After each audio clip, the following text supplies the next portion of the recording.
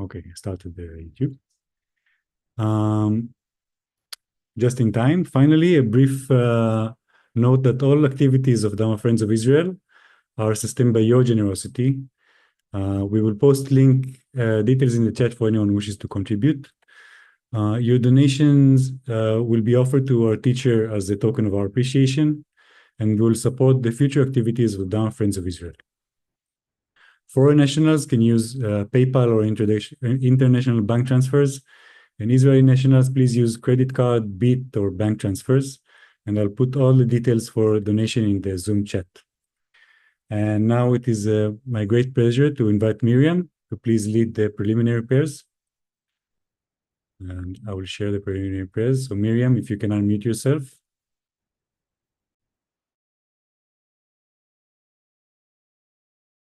Yeah. Is Rinpoche there yet?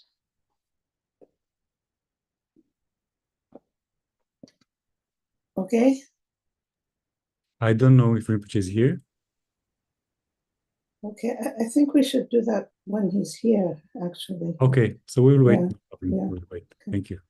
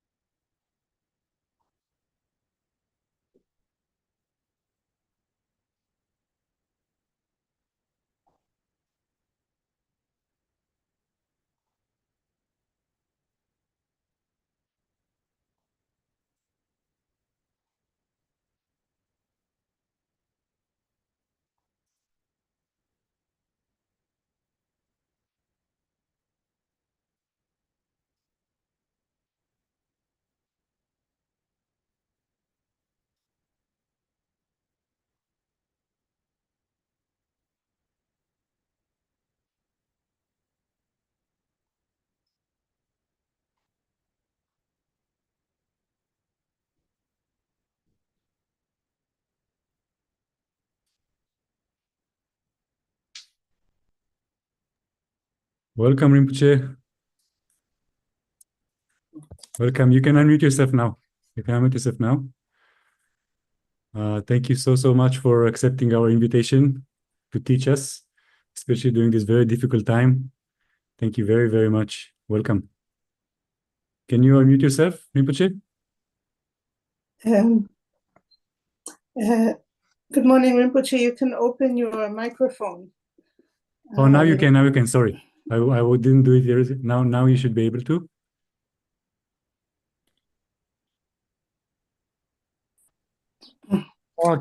Okay. Thank you. Now I've done it. Good. Welcome, Rinpoche. Thank you so much.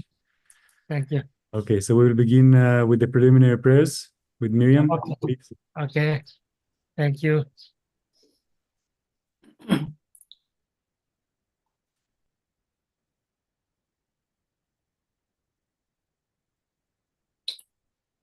So we start with number 2, refuge and bodhicitta, twice in Tibetan and once in Hebrew. Okay.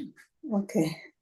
Oe Sanje Chudan Soje Chonam La Chancho Pado Dani Chapsan Che Dagi Jinso Jipe Sananje Drola Pinchir Sanje Drola Sanje Chudan Saje Chanamla Chancho Pado Dani Chapsan Chi Dagi Jinso Jipe Sananje Drola Pinchir Sanje Drola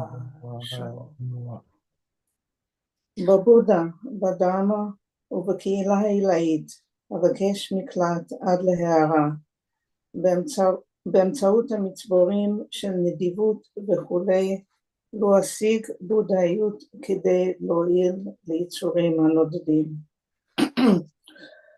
סמצ'ן תמצ'ה דווה דנדן וז'ו דנדן פשו שיק Dongadan, donga jijodan chawashik. Donga me pete watam patan mindrawashik. Yerin chadan yerdan trawe, tanyon chen polane pashurshik. Semchen tamche dewa dande vishu danden pashorshik donga dan donga jishu dantra washorshik donga me pede watam padan mindra washorshik Yerin chada niedan trawe tanyon chen poda ne pashu shik. לו כל בעלי התודעה ידעו אושר וסיבות לאושר, לו ישתחררו מסבל ומן הסיבות לסבל, לו לא ייפרדו אף פעם מאושר שאין בו שמץ סבל, לו יהיו שרויים בשוויונות, חופשיים מהיקשרות ומדחייה.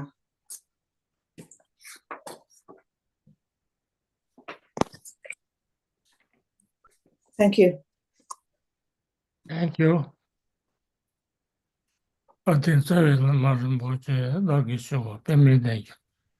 Kaden chembi goni desunde. Tosun jengunde. Tadu so.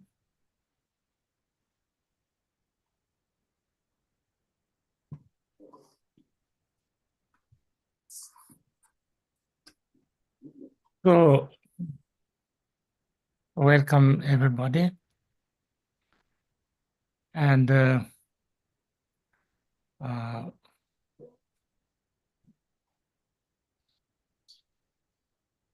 I am Very happy to see you all. And I understand that we are all going through a difficult time, but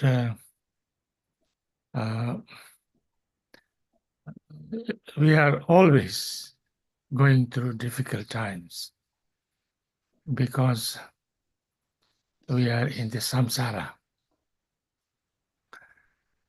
And so therefore, I'm asked to talk about the 4 foundations. And these are the 4 things that we are asked to reflect and understand very clearly and strongly, deeply, and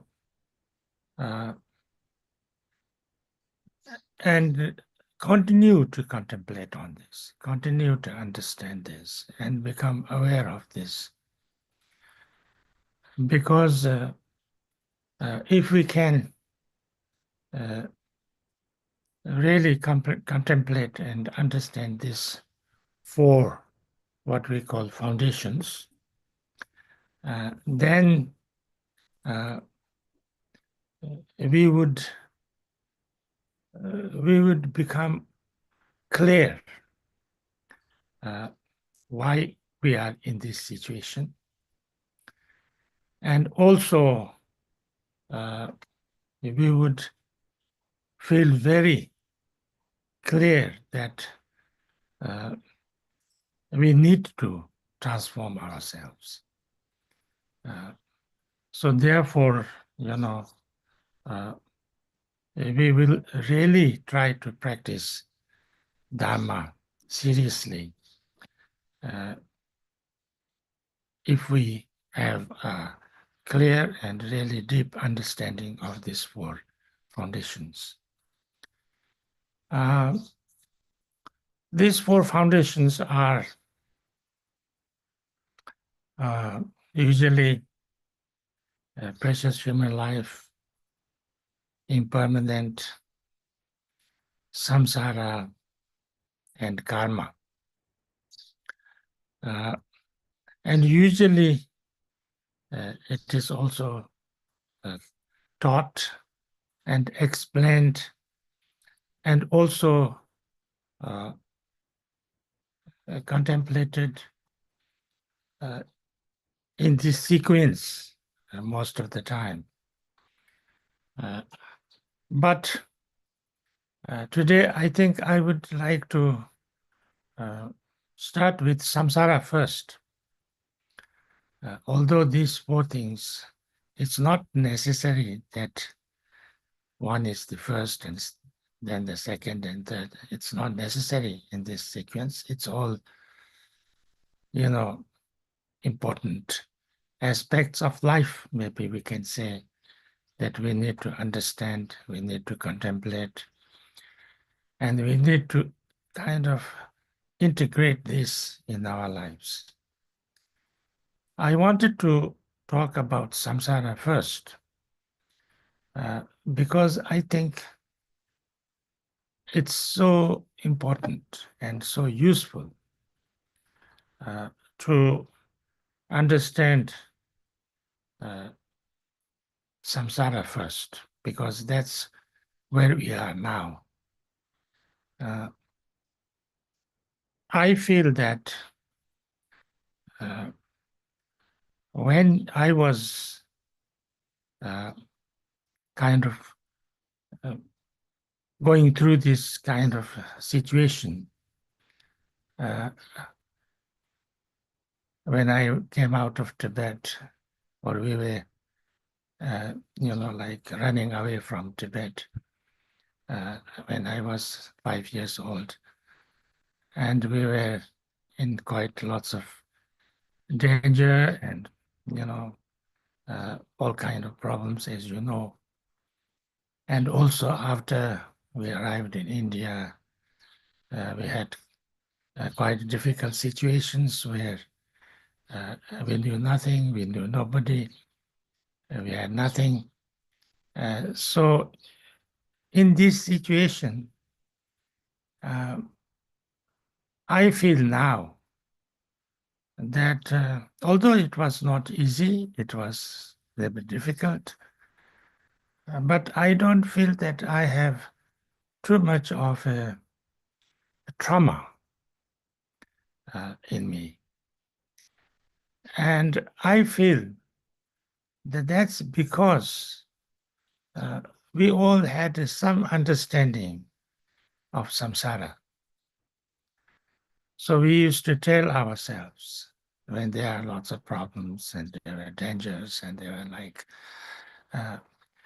every time while we were fleeing from Tibet, sometimes we were 1,000 people, sometimes we were a few hundred, because, you know, when there was an attack, then, you know,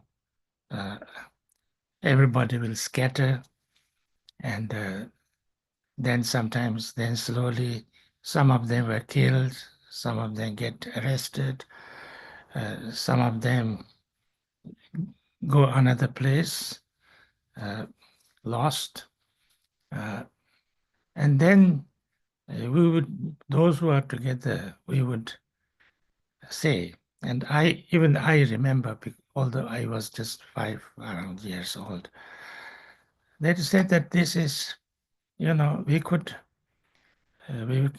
become one mincemeat at one place anytime, all of us. But we are in samsara.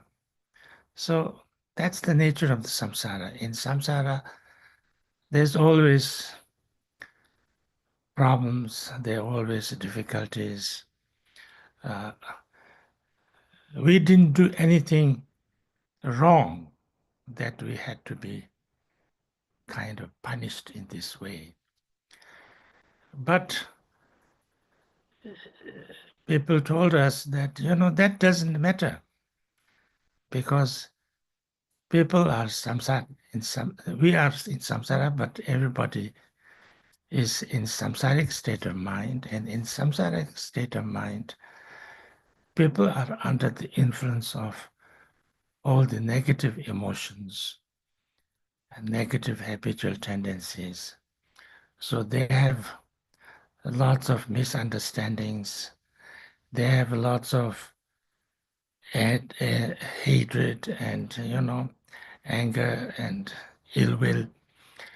They have lots of greed and, you know, attachment and all kind of those things, grasping. They had lots of jealousy and envy. They had lots of pride and, you know, arrogance and all those things. So they would hurt people. You don't have to do anything wrong. They could hurt people. They could kill each other. They could do. It's not because they are necessarily evil, necessarily bad. But all these people are also under the influence of negative emotions and habitual tendencies. So therefore, sometimes they don't know what they are doing. Sometimes they, out of their own fear, out of their own greed, out of their own negative emotions, they are kind of compelled to those negative things, which they might not actually like to do. So therefore, it's not necessary that we have to hate anybody deeply. Of course, we have to try our best to survive. Even if we have to fight, we have to fight. If we can run, we can run. We can do whatever we possibly can for ourselves and for our people and everything. But we should not have too much hatred. We should not have too much anguish. We should not have too much, feel bad and sorry, and because this is samsara. In samsara, it's like that. There's ups, there's downs. Sometimes we can become friends, sometimes we become enemies, and when they're enemies, they will do whatever to harm each other, and that's how it is. That has been going on all through the centuries. We have had wars, we have had tortures, we have had conflicts, we have had all kind of problems throughout the time. The human history is history of wars and conflict and inflicting pain and problems on each other. That doesn't mean that there is no kindness, no compassion. Of course, everybody has seed of kindness and compassion in them. We are all human beings. They love their own people. They love themselves. They want good things for themselves. But sometimes they don't know how to make themselves happy and create real causes of happiness. Thinking that they are creating causes of happiness for themselves, they create lots of harm and, pain and problem to others. So therefore, in the end, it doesn't create real cause of happiness and well-being to yourself. But that's not because they don't want that, but that's because they don't know how to. So therefore, it's no use for us to feel too much hatred and, anger and, ill will. We should try to keep as much as possible a kind of kindness and compassion towards everybody, even if they are actually harming ourselves, because they do it without knowing what is best for themselves.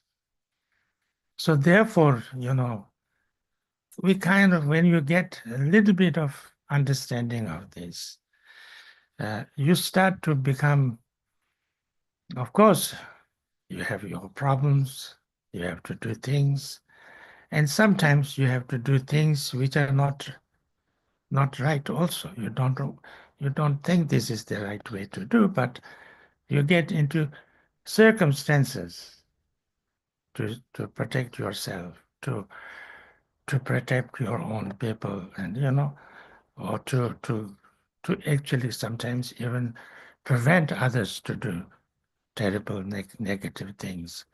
You have to do things which you don't like to do or which you know you should not do, but you have to do. But even if you have to do something that's not totally right or not great or not that you don't want to do, it's no use. It's not necessary that you have to keep hatred in you. Because if I keep hatred and kind of ill will in myself, then my mind will be polluted. Actually, this hatred is going to harm myself much more than even my enemy, because my mind becomes full of hatred and anger, and that is suffering. So I kind of create suffering for myself. And if I keep on hatred and if I keep on negative emotions in me, I become that. So therefore, I create causes of suffering for myself. So therefore, I should try to keep my own heart and mind as positive and clear and kind for my own good and for the good of everybody. So when we have this little bit of understanding, I think our way of, how we live our life in that situation, whether we live in a very bad situation, a very painful situation with kind of very meager things, and a little bit like poor and a difficult situation, at least our heart will become in a positive way as much as possible, and therefore we have less trauma, less pain. We can a little bit lighten ourselves. We can sing, we can dance. We used to, when it was too hot, like when we first arrived in India, it was too hot and we couldn't sleep at all at night. So therefore, everybody sang and danced all night because there was nothing else to do. We couldn't, it was so hot that you cannot get sleep. So you try to put some hot water, which is also not very cold, on ourselves, and then kind of sang and danced, and some people prayed and things like that. And then in the early morning, could sleep a little bit. So therefore, so this, but what really important to me was that I think understanding of samsara saved us from being a very kind of negative and very traumatized group of people. So therefore, I think it's very important to understand samsara. Samsara is not about people. It's not about place. It's not a place. It's the state of mind, It's the state of mind. And generally speaking, we all know that I want, I want happiness. I want peace. I want everybody to be kind and nice to me. I want everybody to be friendly to me. I want everybody to be, respectful to me. I don't want anybody to harm me, to be unkind to me, to hate me, to bully me. I don't want anybody to be unfriendly with me. I don't want anybody to be disrespectful to me. And I know that that's not only me, that's everybody. Of course, in the world, there are all kinds of countries, there are all kinds of cultures, there are all kinds of religions, there are all kinds of languages, very different. The culture is very different from each country to each country. There are also different cultures in one country. Sometimes, the culture of one place to the next is different. I can see it very clearly. Even in one country, they're slightly different. But if you go a little bit below the kind of the surface of that culture, then everybody is same, We all really seek, really love, really need, love and kindness and compassion and friendship from people. We don't need, we don't want, we hate the opposite, unkindness, unfriendliness, hatred, anger from others. So if I know this, everybody, I think, more or less know this. And if we really acted in this way, with kindness to each other,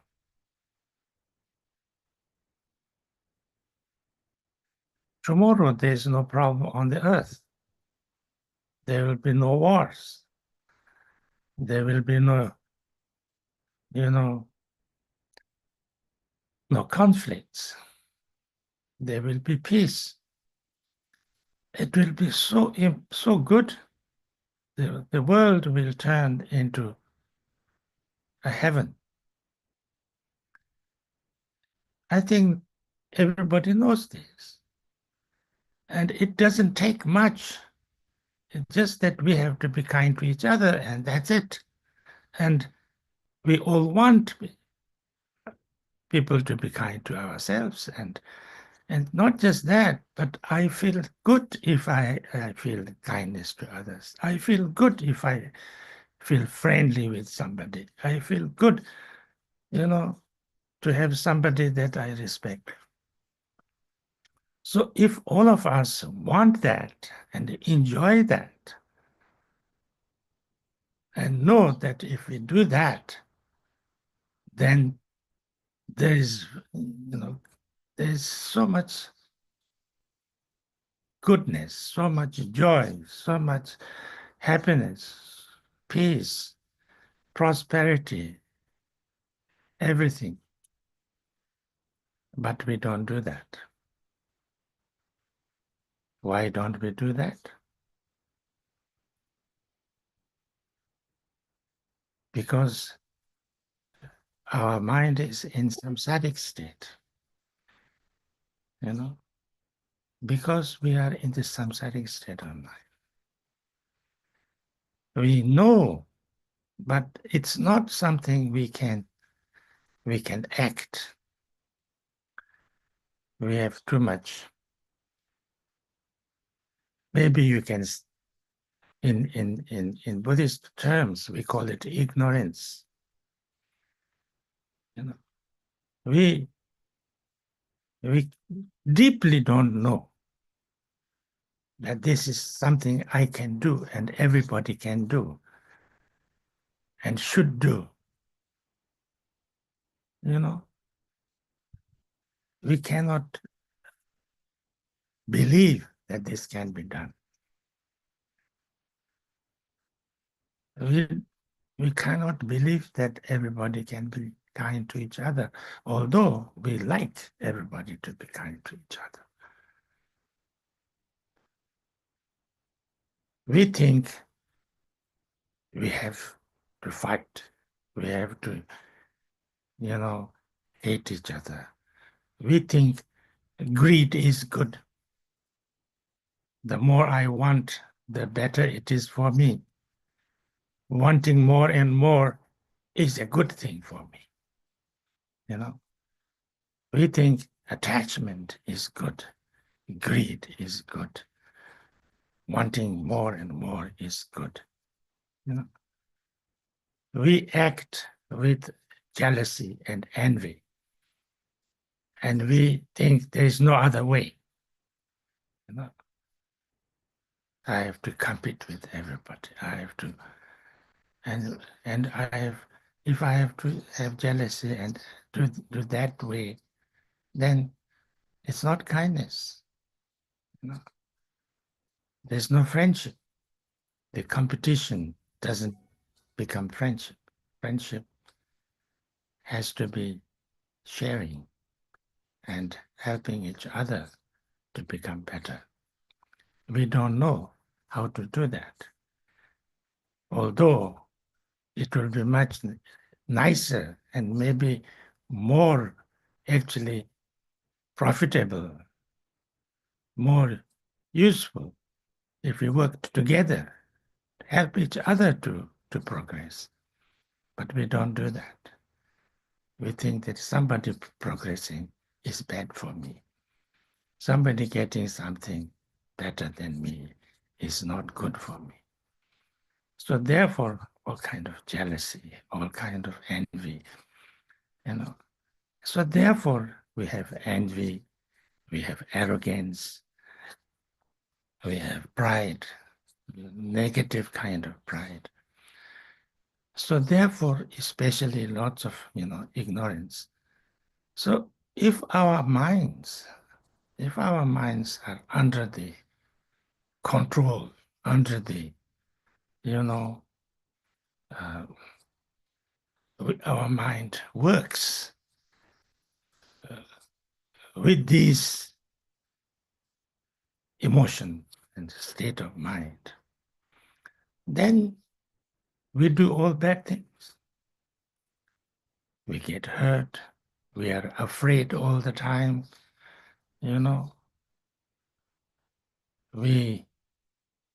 wish bad to each other. We hate. And we act the same way, with aversion, with attachment, with ignorance. And if we do that, then we make enemies of each other. Sometimes we make enemies of our own,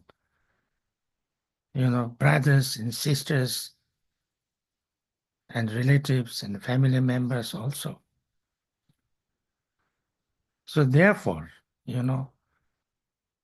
if we don't understand this, that this state of mind, which is under the control of all this negative state of mind, ignorance, then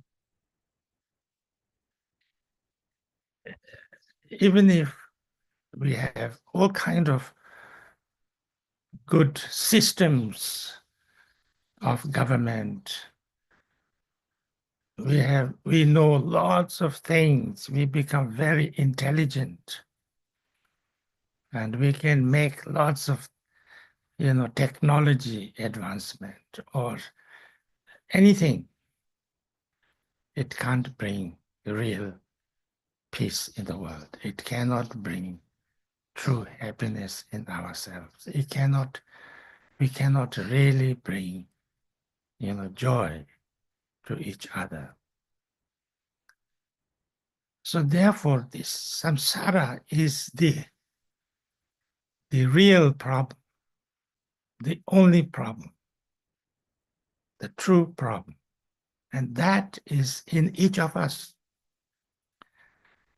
which cannot be, changed by making a rule or a system or, a kind of a code of conduct or things like that. It is because it is in us. It is way we see, way we react, way we feel, way we understand. So therefore, if we understand this, if we really understand this, we know what is my problem. What is our problem? What's the problem of humanity? What's the problem of every being? And if we can transform that, because it is possible. Actually, there's no reason why we should not do it.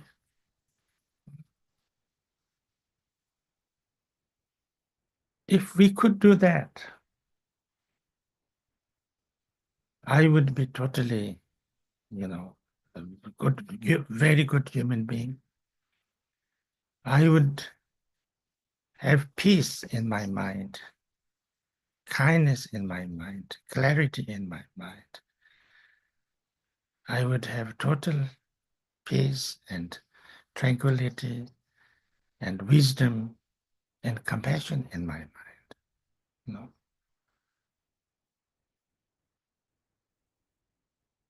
And if the world has that, the world will become the most wonderful place to live in. So therefore, you know, this is the real problem. So when Buddhism talks about, or Buddha talked about Dharma, actually, he just wanted people to know that what is our real problem, true problem. And if we need to solve our real problems, we need to transform our way of seeing, our way of reacting, our way of working with our emotions. And then we can do it ourselves. We have to do it ourselves. Nobody can do it for us. That's why Buddha said, I show you the way.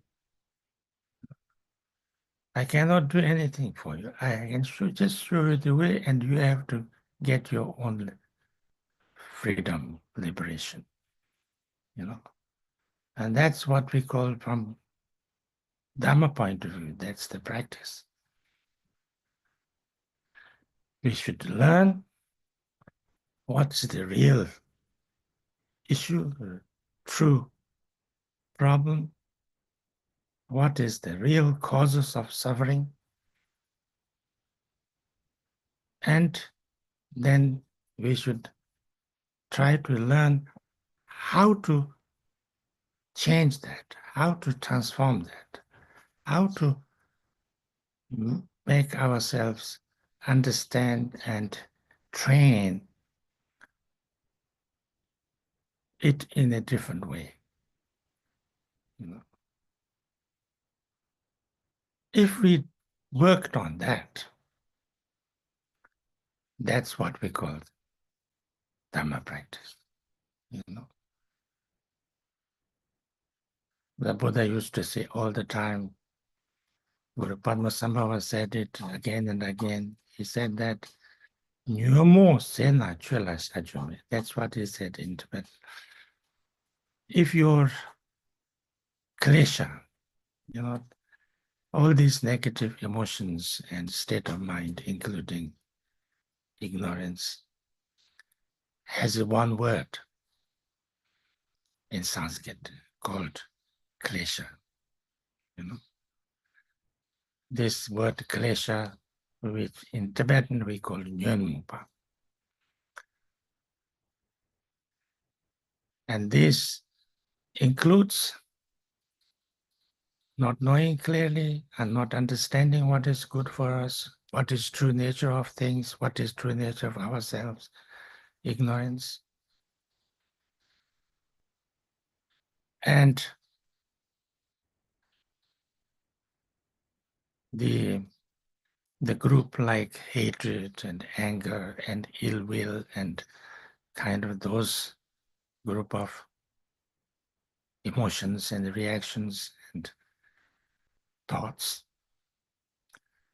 then pretty much like greed and attachment and clinging and, you know, those kind of group of emotions and thoughts.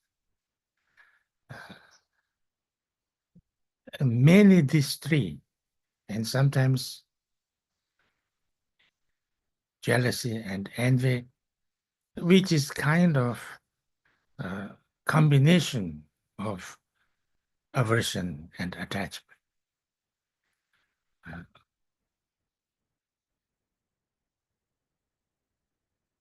Jealousy is a combination of aversion and attachment because there is an element of attachment. There's something good I like, I want, but there is an,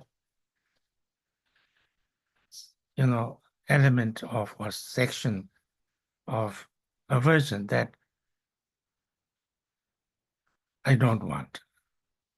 So if somebody has something that looks nice, I like that, but I don't want that person to have that. Then I have jealousy. Somebody has a promotion. I don't like that. I like promotion, but I don't like that person to have the promotion because it's not me. So then I have jealousy. And when I have jealousy, I don't feel good. I feel bad that this person has this.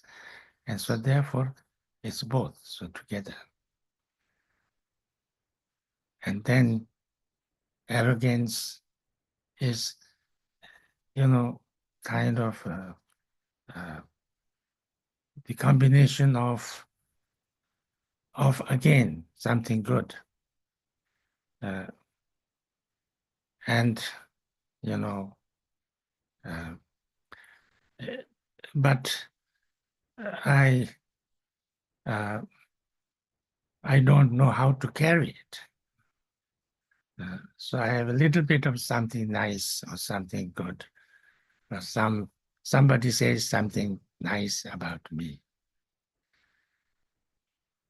But I don't understand that when somebody says or does something to appreciate what I have, or something good that I have, I don't understand that, but that's a nice thing if people appreciate that. I have a good thing, but I am not the one who has all these good things, and nobody else has other good things.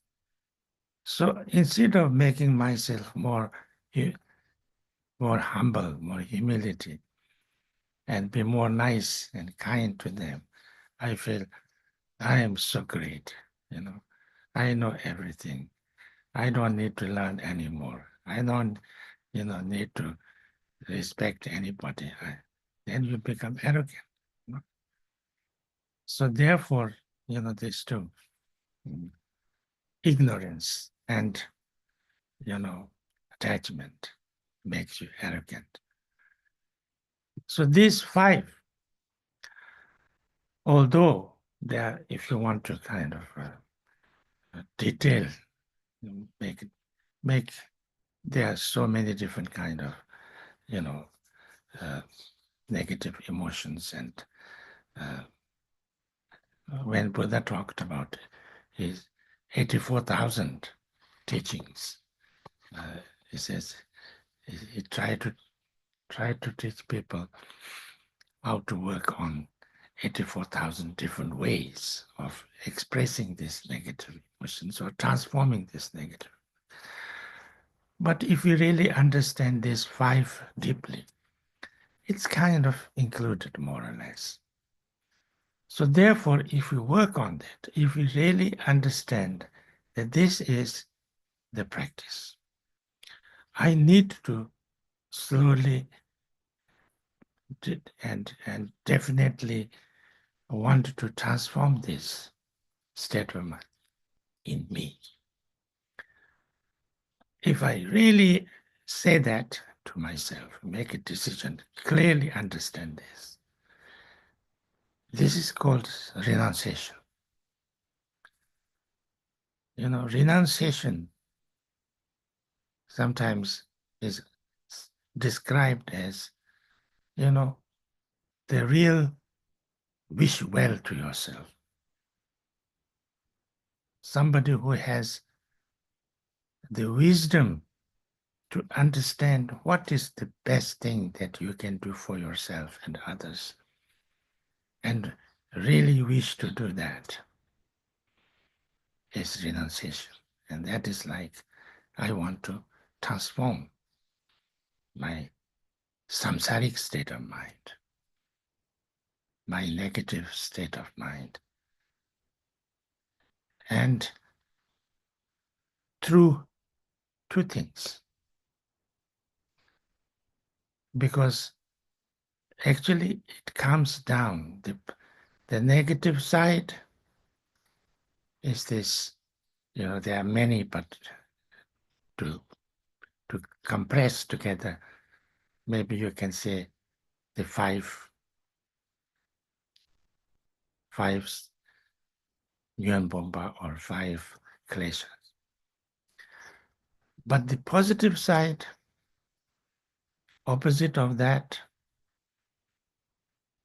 can be actually wisdom and compassion too. We need to just awaken and develop, increase our wisdom and our compassion. And this is something that, from Buddhist point of view, all of us have. There's nobody who doesn't have a little bit of compassion and a little bit of wisdom.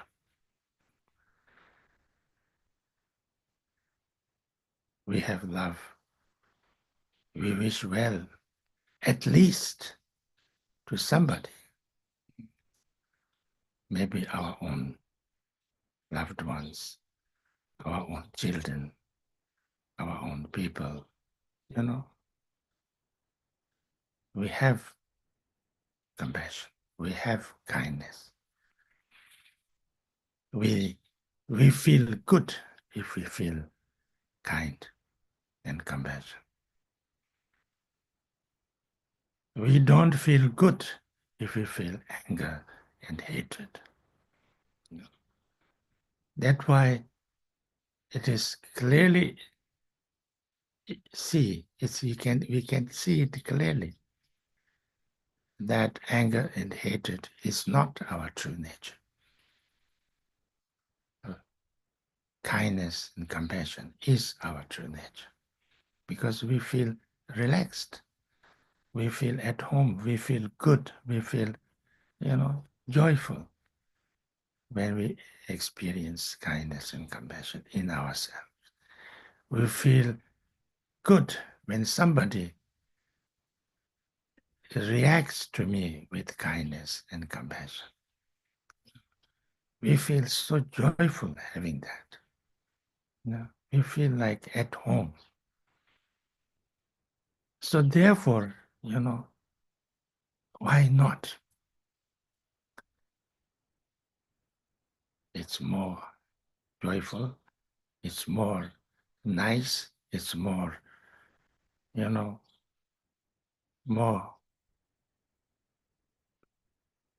more wonderful to have this experience of kindness and compassion in myself. And if I react with kindness, compassion, everybody, whoever, they feel good, they feel better, they feel, they've become your friend if you express your kindness and compassion to anybody. So therefore, when it is good for me, good for others, why don't we do that? So therefore, compassion. Now, compassion is kindness and compassion. It's same. Actually, it's same. Although sometimes we try to explain that kindness is wishing good, well, and compassion is wishing people to be free from suffering. We try to make a little, but it's actually same thing. And that is the opposite of most of our negative state of mind, negative emotions. Hatred and anger and ill will and all this, aversion. Opposite is compassion, I feel anger, opposite. I feel kindness instead of anger.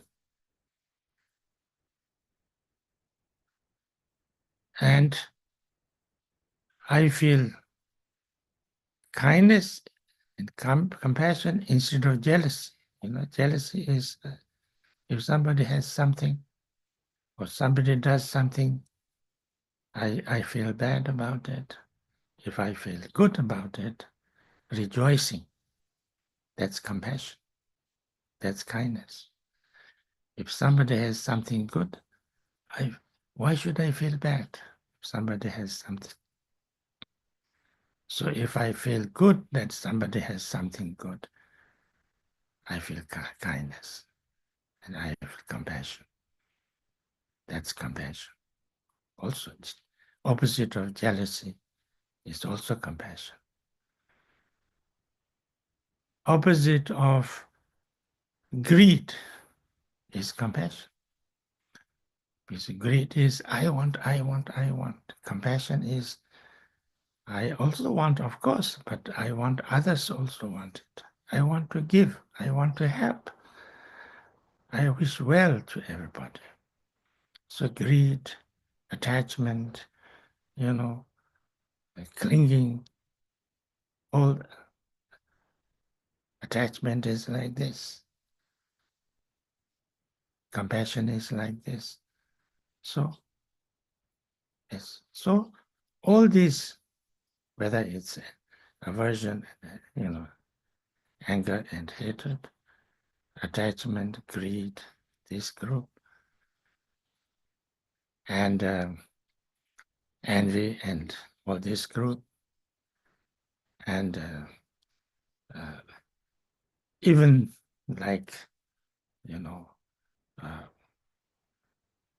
arrogance. Arrogance is me only. And our compassion is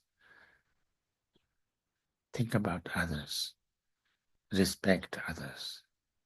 Try to not only see what is good in me and be too much happy about that or to brag about that, but try to understand and see positive qualities in others and rejoice at that, respect that.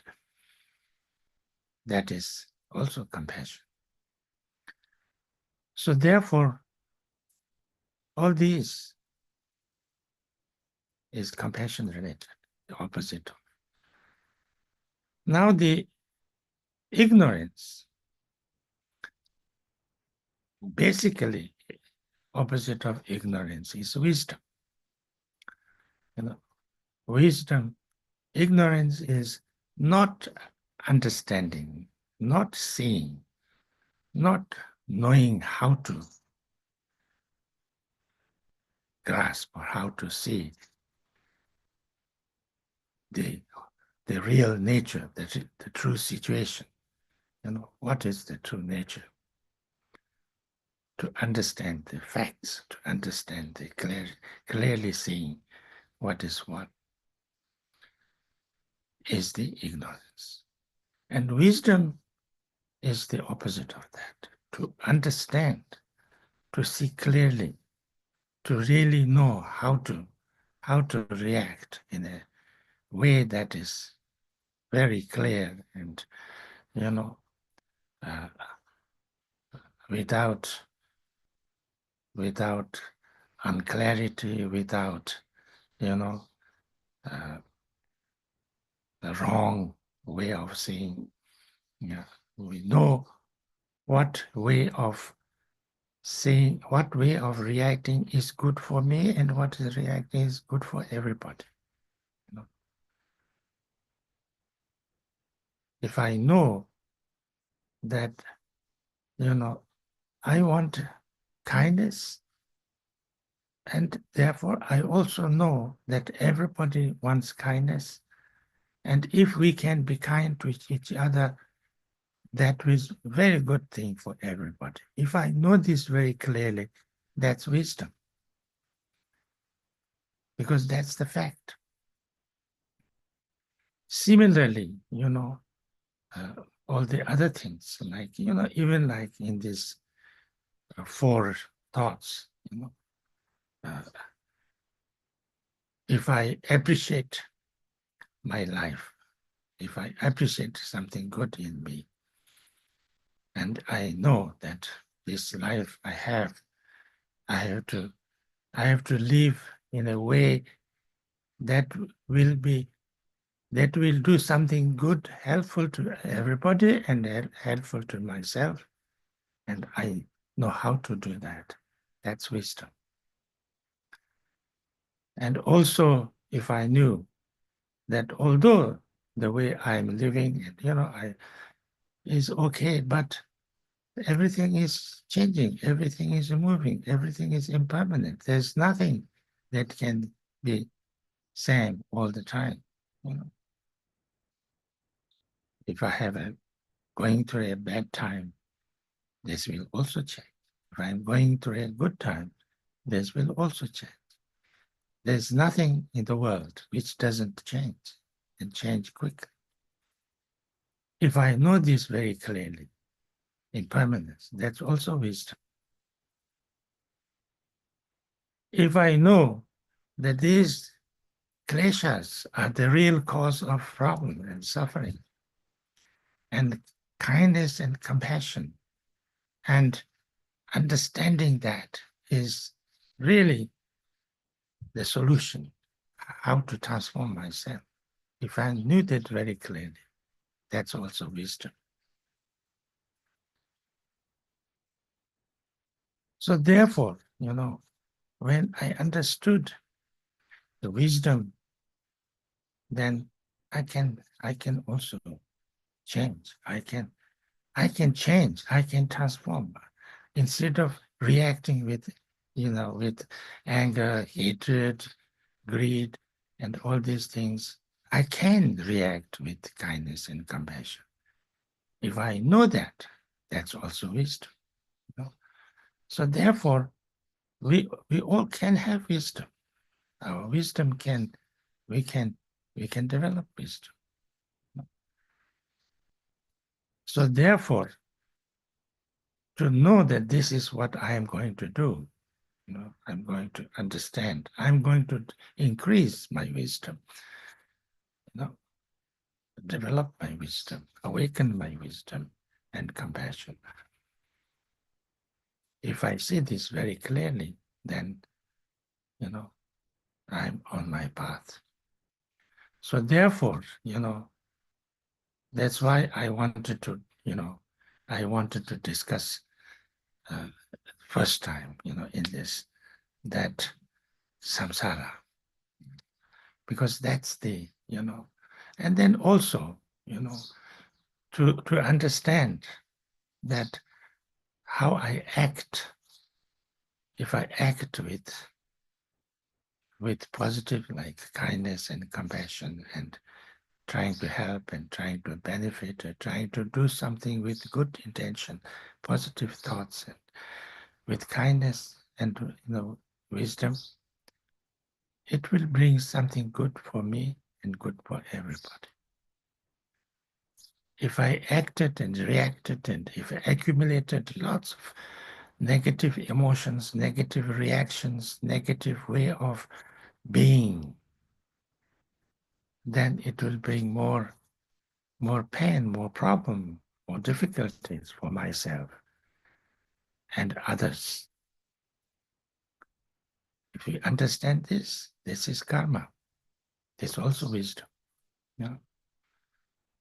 So therefore, to understand samsara and the real cause of samsara and the real cause of, how to free ourselves, step by step. It's not something that we can immediately, although it's very possible. Why not? It's ourselves. Nobody has to give me permission that I have to be kind. Nobody has to allow me, or can restrict that I I develop my wisdom. So it's totally up to me. It's not dependent on anybody else. It cannot be controlled by anybody else. It's because it's just myself. So if I understood that wisdom and compassion is something that I can develop myself, in myself, by myself, within myself, and the more I can transform through that, it will be, it will be better for me, but not just for me. It will be better for everybody around me. So understanding this very clearly is very fundamental, very ground for the practice of Dharma. Because without this, you don't know what we are practicing. And this is something sometimes very important, because people do lots of things. People do lots of things. People often come and ask me also, what practice should I do? Should I say this mantra? Should I do this meditation? Should I do that? Or should I practice Cherizig? Should I practice Tara? Should I do a retreat? Should I do how many hours of meditation? Actually, it's nothing to do with that. All this meditation is also to work on this. All the other practices are also methods to work on this. If you do a practice which is not transforming these samsaric states of mind, or just negative emotions or kleshas, if it is not doing something to at least a little bit reducing that, it's not called practice, Dharma practice. Whatever you do, you can be doing lots of things and lots of hours and lots of, months and years, but you are not trying to change this, then you are not doing practice. It's like they say, it's like putting the, target in the east and shooting the arrow in the west. It's like that. Because if you are shooting your arrow to the target, you have to know where the target is. So when you practice Dharma, what is practice Dharma? Practice Dharma is to transform yourself, to change, to get rid of these kleshas, to lessen these kleshas, and to bring transformation in yourself, to awaken your wisdom, compassion. If that is, at least if you don't know that's the practice, then you cannot practice, because what practice you do? So therefore, if at least we understand clearly this, then we know what Dharma practice is about.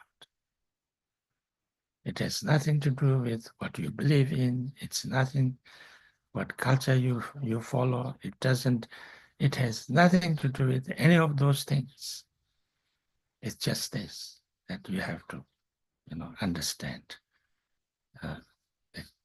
the causes of samsara, a state of mind that is reacting with this mainly 5 negative states of mind is the problem, is the cause of problem, suffering, pain for everybody. So because that's the problem. So we need to do something about it. Maybe slowly, maybe step by step. Maybe we cannot transform it like this. Of course we can't, because this is the way we have been reacting for countless lifetimes. So it's not something that's going to go just like this. It's an addiction. It's more than an addiction, you know. This is how we have been reacting all the time. That's why it's so difficult to bring peace in the world, to bring, you know, true positive things in our mind. But it needs to be done, because unless we do that, nothing will change. So this is basically, you know, about the samsara. So any questions?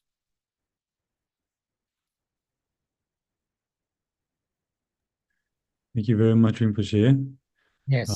There was one question from a student in the chat box, Okay. but I see that there are several hands are coming up. Okay. So let us start with the Israeli audience first, and then we will move to other participants also. Okay. So I will I can allow see two people. Yes, I will allow everyone to unmute themselves, and we'll start with Tami. Okay, Tami. Tami, please. I think you can unmute. Yes. Rinpoche, I want to ask you, if there is a group of people that declare that they want to stop the teaching of Buddhism in the world, and they do everything in their might to do it, would you still be kind to them? Would you still be able to keep the state of mind of generosity and the kindness and compassion?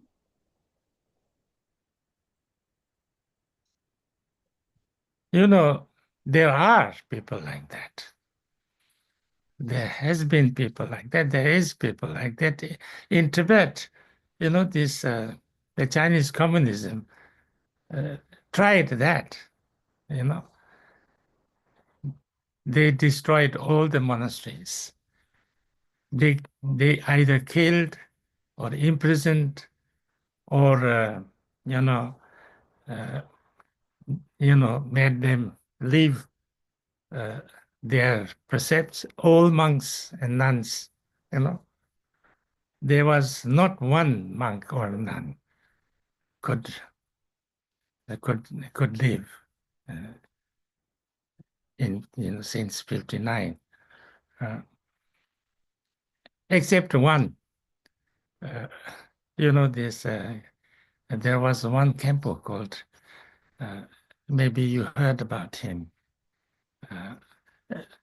He was well known, but maybe there could be others like him. But there was one Kempo, and Genpo Jikpun. And he, they called him to the what is called as the re-education, which means like beating up. And then when he was coming, then they saw that he got all his body swollen. He was sick. He get all his body swollen. And not just that, but there was a very bad smell coming out of his body. So the officials told him, "No, you can't come. You should not come. You stay away from somewhere." So he didn't come. He didn't have to come. And the rest of the Khenpos and lamas, I don't know, some of them died, some of them imprisoned, some of them. This lama, every time he was called, it became like that. So he was never in prison. He was never tortured. He could go into a place, very remote place, and stay there and practice. So he he was the first one to start to teach Dharma, and then his place became the biggest Buddhist kind of a camp, like shanty camp in China, in Tibet. That's called Larongar. That's not the answer I'm giving you. What I'm giving you answer is that, yeah, I mean, they are doing this, you know. Yes, many others also did that, you know. Actually, Buddhism is one religion that suffered most destruction in last century. You know, Buddhism was very big before. There were lots of Buddhists. Buddhism was very strong in Russia. Buddhism was very strong in Mongolia. There were big monasteries, actually bigger than in Tibet. All were destroyed. Then China, all was destroyed. Then, you know, all this Vietnam, Korea, you know, all destroyed. So, you know, Buddhism was totally destroyed, actually, in the last century, in a very violent way. So, yeah, that's not good. Nobody likes it. But, of course, we try to do whatever is possible to, you know, to revive this, or to that the Buddhism doesn't totally get destroyed. But it's no use hating somebody, you know. I went to Iceland just recently, first time. And they told me a story. Actually, I met the person. In 59, a small delegation of socialist people went to China in 59. And there were like 3 people. And one of them was a kind of a Christian, not Catholic, Protestant priest. And then they were in this whatever conference for a few days, and then they visited. They wanted to visit some things, monasteries and things. They visited a monastery, a Tibetan monastery, near that area where they were doing this. I think in Beijing. And somehow they showed the place, and then they were told that this one is a priest, you know, Christian priest, Protestant priest. So at that night, in the middle of the night, their door was, you know, somebody was knocking at their door. So they opened, and one of the monks from that monastery was there. He couldn't say anything. He couldn't know any language, but he carried a book. He carried a Tibetan kind of poti. And he gave it to this priest and said, "This is for you. You keep it. You keep it." I mean, he didn't know how to say it, but he made the sign that. And then he just gave it to him and he left. So this priest brought it back to Iceland, and he made a nice, very nice wooden box with nice design, and he gave it to the what do you call it? The head. What do you call that?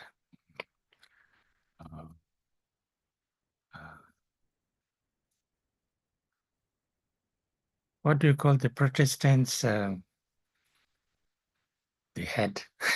Anyway, there is a head of this. He gave it to him and said that this is given to me by the Tibetan people and they think that their religion is in danger of being totally destroyed. So I think they want that this could be kept so that it doesn't get burnt and destroyed. So please, you keep it. This priest said this and gave it to the head. And this is kept in his office of the, what is his name? Anyway, that, the highest kind of. And it was there till very recently in the office, but recently, they changed. And then, another, the head of the priest came, did this. And this one person who was there working for he knew this, he knew that this was something coming from Tibet and was regarded as something important. So in this time when this, change of the head was going on office, he tried to get this and make a photocopy of this. So I saw this photocopy of this text, and this is one of the most practiced practice book of Tibet, like Lojong. So this is that was the thing happening. What was happening in Tibet was like they're destroying everything. So therefore, this monk thought that, if this can be sent somewhere very far, he didn't know actually where. I'm sure he didn't know where there was a place called, Iceland. But he thought if it's kept somewhere outside somewhere, maybe this will be saved from destruction. It was like that. But,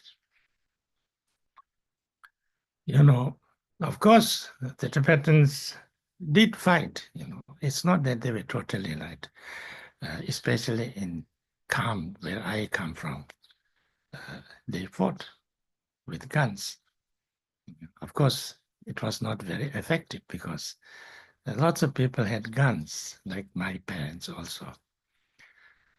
But if somebody had 100 bullets, he's very heavily armed. So it didn't really make too much difference. But, they were fighting. And they were also fighting, the Khampas had this Chujikanduk, guerrilla thing. And then that they were fighting so that the area between Lhasa and India we kept free, so that the Dalai Lama could come out of Tibet because of that. So they were actually fighting. My father was fighting. My uncle was fighting. My uncle was a monk before, so he said he didn't kill any Chinese. But he said he didn't kill any Chinese not because he was too compassionate, but because he couldn't shoot straight. Because he was a monk, so he was not trained to, but my father actually was good shot, so he even killed. So, like that. But, there's no use. There's no, and even who to hate. It's very difficult, all those people like coming to Tibet, doing all these things. Most of them were like very, young children, almost children, young adults. And they were just, forced to go. They were not, they didn't know anything about anything. So hating them is no use. And hating Mao Zedong is also not much use because we can't do anything. So if we keep lots of hatred, that's only giving myself lots of pain.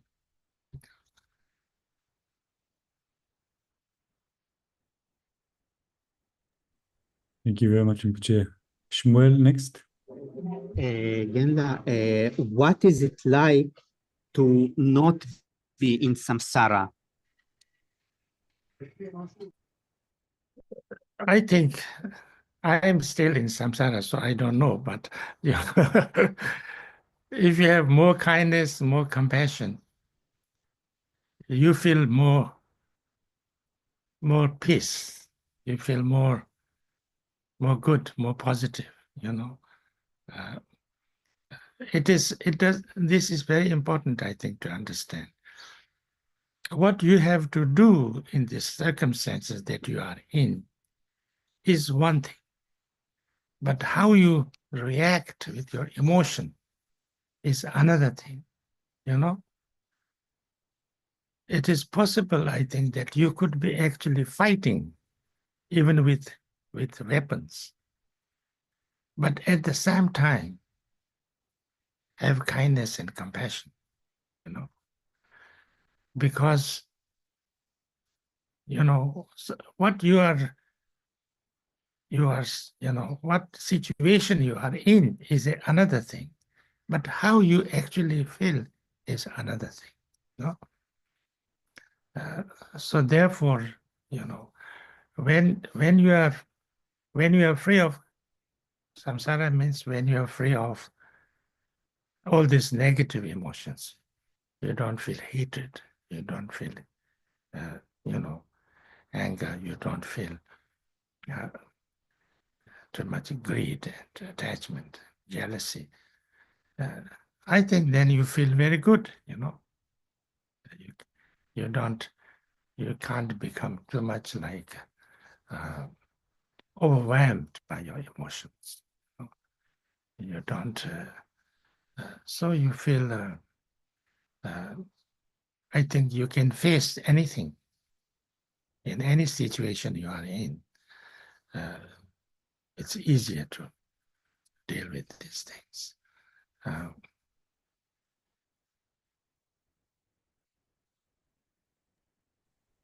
Thank you, Rinpoche. Annie Jampas Sangmo is asking in the chat, Yes. how do we think in this samsara, in this conflicting era, regarding our future reincarnations? I mean, we are unable to help anymore. The act of a bodhisattva is becoming extreme because we can reincarnate in a dictatorship very easily. So what are our aspirations for ourselves in future lives? Do we have to aspire in a reincarnation in a safe, pure land, or yet we should aspire to act as bodhisattva reincarnating in this human realm? It's from Buddhist point of view, it's understood like this, that if you really become free from samsara, if you become, then you don't have to suffer this the suffering of the samsara.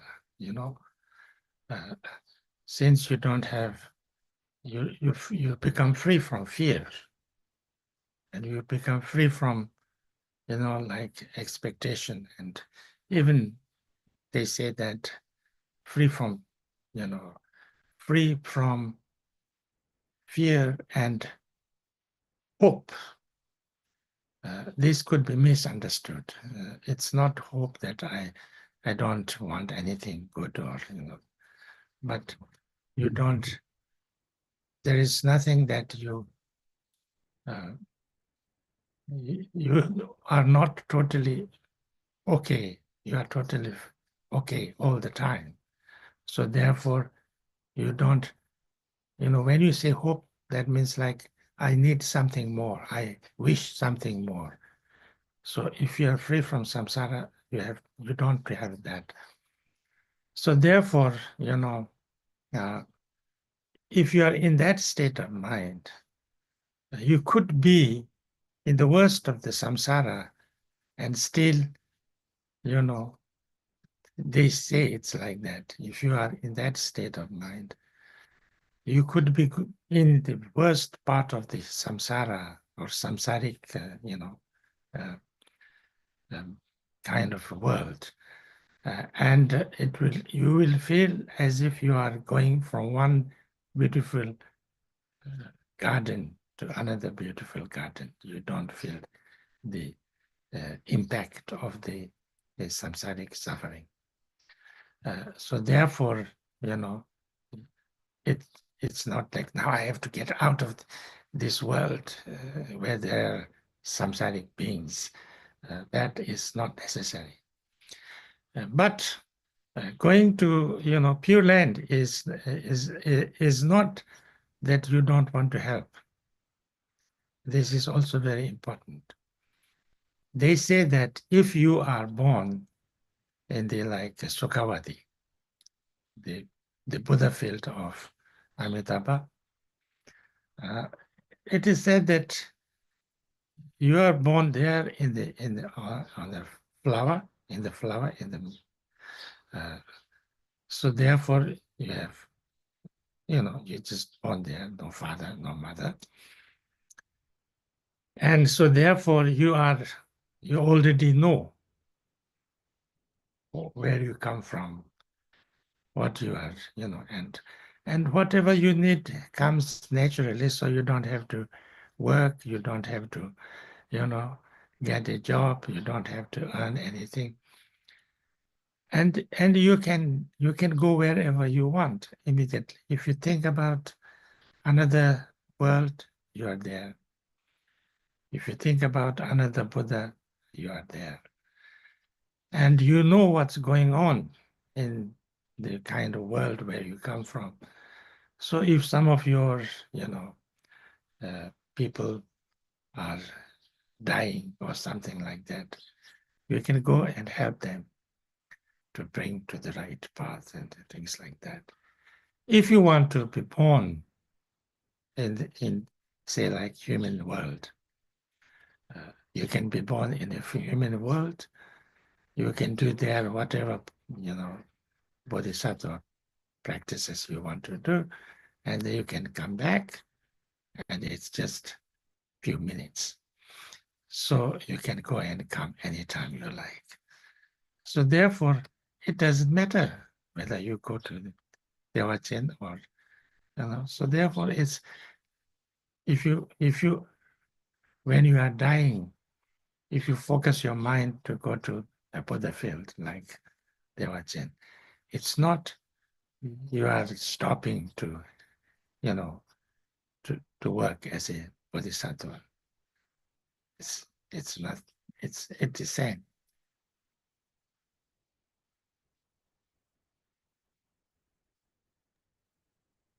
Thank you so much, Rinpoche, for your teachings and for your answers for these questions. Very, very precious. So our time is up for today. We will resume tomorrow, same time. Thank you. So before we do the dedication prayers, I'll just again like to thank you, Rinpoche, and invite you all to come back tomorrow, same time, for another teaching on the 4 foundations. Yeah.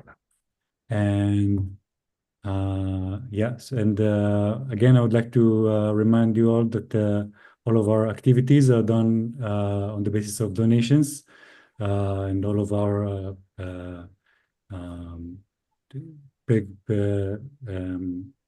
how you say, the token of our appreciation for the teacher is all based on your donations. So I will leave the details for the donation in the chat box. And with this, I will move to Miriam to have the end dedication prayers. Thank you very much.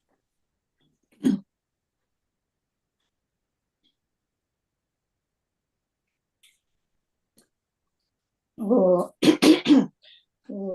salam di tanche sepani tovne nepe danam pancheni jagan nache bala trupai סיבה צולה גבוה גבוה שור. הודות למעשה חיובי זה, לו אשיג ידיעת כל, הכנעת כל האויבים, הרגשות השליליים, לו כל הנספחים במערבולות הגש של לידה, זקנה, מחלה ומוות, יחצו וישתחררו מאוקיינוס הקיום. Oe chancho senye rinpoche hamache panam cheju shik chepa nyampa me padam kone kondo perwasho. לו תודעת הרעה העילאית יקרת הערך שטרם נולדה תיוולד, לו זו שנולדה לא תתנוון ותשגה עוד ועוד. Palden lame shapeden padan kanyam yunla de chi junwadan dashen malu tsosa jechane yodu sanje savagupasho.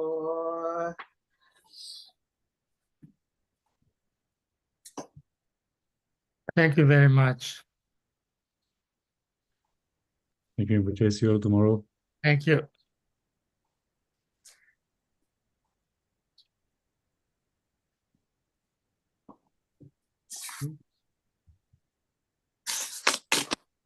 You can unmute if you want to thank Rinpoche. Thank you very much.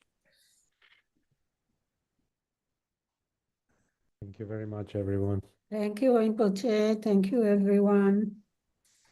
Thank you, Rinpoche, and everyone. Thank you. See you tomorrow. Thank you, Bye-bye. everyone. See you tomorrow. Shabbat shalom. תודה, תודה, בן. Shabbat shalom. ביי.